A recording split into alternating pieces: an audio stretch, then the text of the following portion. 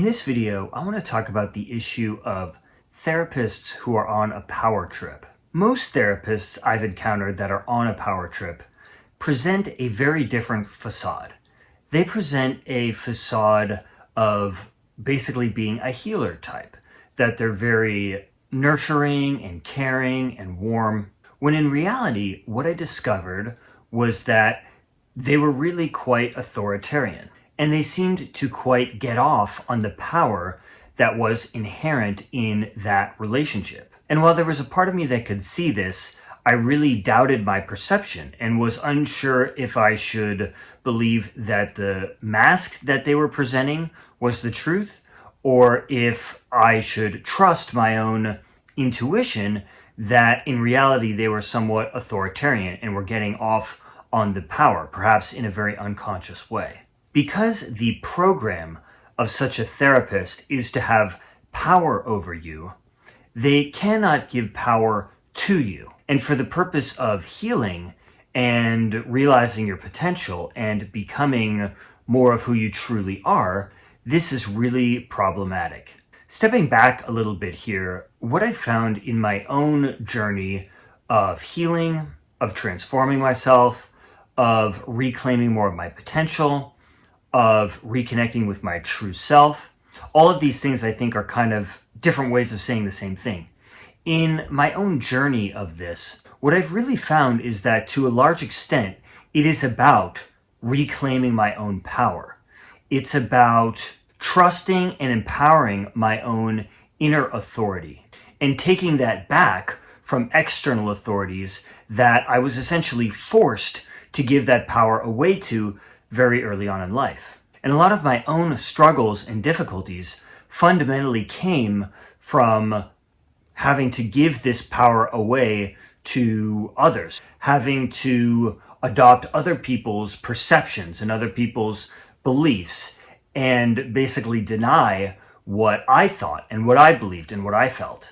And a lot of this came from the family system that I was born into, where I was at the bottom of that power structure, and where owning my own power, which is what would have been very much in the interest of my own well-being, was not safe. Where if I were to own that power, I could get into a lot of trouble. I could be punished or hurt in some way. And as a kid, you don't really have anywhere to go. So you really have to abandon your own power, abandon your own authenticity in order to remain attached. And even if for whatever reason you are strong enough to try to run away, well, you're legally not allowed to do that. So the authorities will intervene. And like all young people, I had to attend the school system in some way, which again is about not owning your own power, not claiming your own inner authority, but instead giving your power away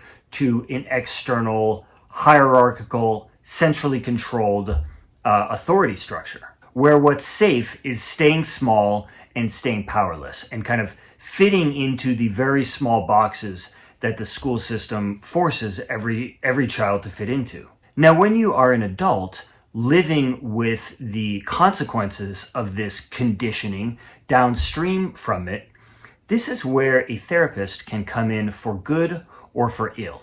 What is part of that same familiar conditioned pathway that on some level feels safe because you were born into it would be a therapist who essentially keeps you in this relatively powerless conditioning and keeps you small. And the reason they're doing this is not, in my opinion, because they're evil per se, but is because they seriously lack self-awareness. Therapists do not have to have gained some kind of self-mastery in order to become therapists.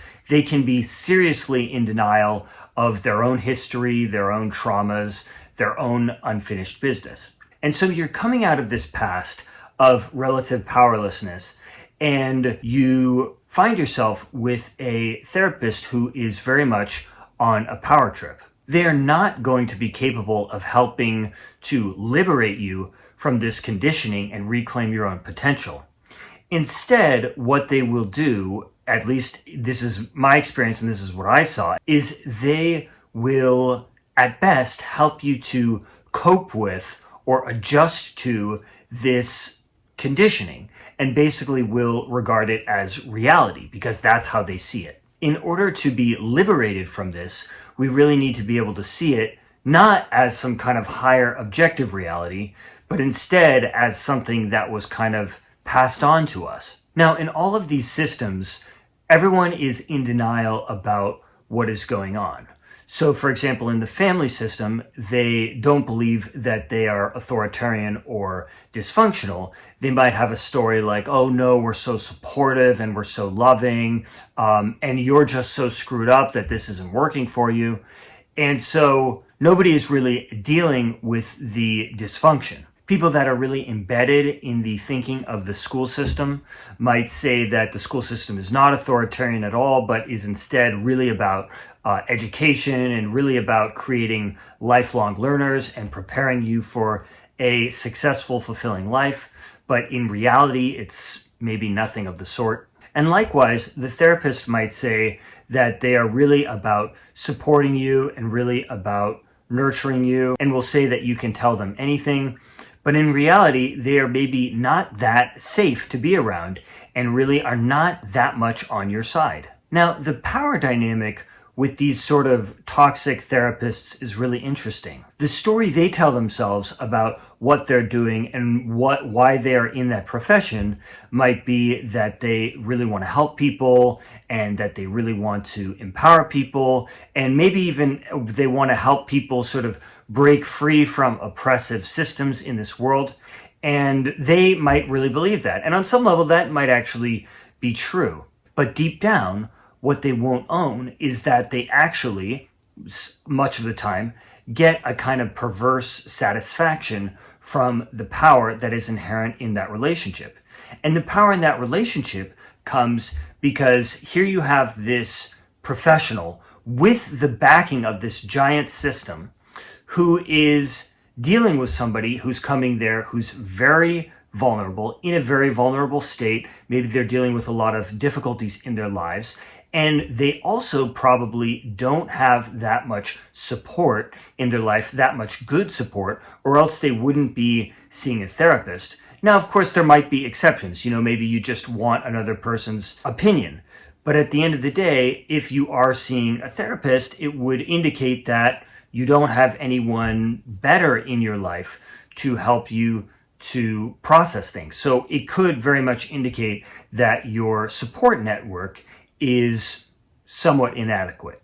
So there are all these reasons why the client is in a relatively powerless position, and there are all these reasons why a therapist is in a position relatively of great power. Another thing that gives the therapist great power over this very vulnerable person is because the therapist, if they wanted to, could get that person, for example, committed.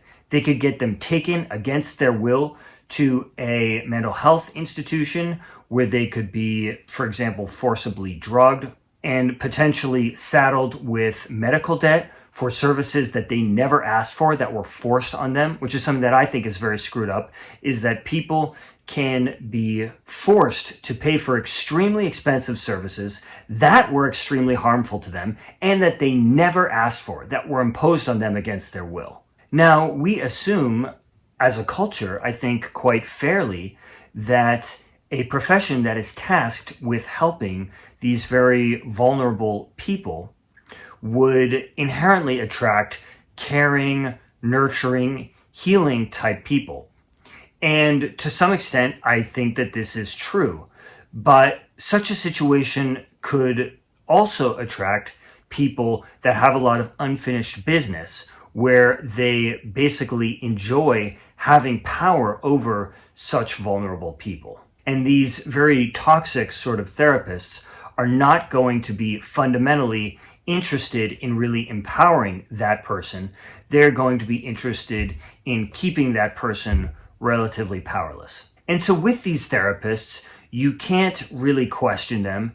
You can't really live more from the inside out, where you're kind of checking in with what you really think and what you really feel, and then operating from a more true part of yourself. Instead, you have to continue to kind of give your power away to them and sort of modify yourself according to their views and things. Now, in my experience, these sort of therapists are not just therapists that are very rare, that are on the margins, but are often therapists that are very well known and very well respected and have done a really good job at presenting themselves as something very different to the world. And I think oftentimes they can kind of blend into our culture, which is not really a culture of self-awareness. It is to a large extent not a culture of authenticity, of people really trying to kind of deal with more of their depths so that they can be more evolved, more enlightened people. And so such therapists that are on a power trip can kind of fit into the world pretty well. What really prevented me from seeing this issue of these therapists that are kind of on a power trip, what prevented me from seeing that more clearly was the fact that I assumed, mostly because of the way that I was kind of, let's say, indoctrinated as a young person, I kind of assumed that the system would be set up in such a way to really maximize people's well-being and would certainly have some way of eliminating these very unhealthy dynamics. And that if I'm noticing any issues like this, then I must just be wrong because other people must have figured out what's going on and must have a better idea of the real issues than I do. But then what happened was I encountered more and more therapists and coaches and even friends that I thought were actually genuinely healthy and were not on a power trip and were actually quite aware. And those people, particularly earlier on in my journey, really helped me to kind of awaken my own inner authority and empower my own inner authority. And when that happened, it started to become really clear to me when I was encountering these therapists who were on a power trip, which was a lot of the time. A lot of the time when I would just, try to find a new therapist to talk to have somebody else to kind of bounce ideas off of them, I would find that they were actually pretty unself-aware and quite toxic in a lot of ways. So what this taught me is that there is not a system out there that is going to save us from toxic therapists. Really, we need to save ourselves. We need to empower ourselves. And we really need to watch out for our own tendency to give our own power away to external authorities and various other people that would really like to consolidate power over us. So I really hope that this has been helpful for you. Please let us know what your experience has been in the comments. I would really enjoy hearing that because I'm certainly continuing to make sense of this issue, and I think that your input could be really helpful for others. Also, please consider sharing this video with somebody that you think might find it helpful. If you haven't done so already, please subscribe to the channel. Thank you so much for joining me, and I look forward to having you next time.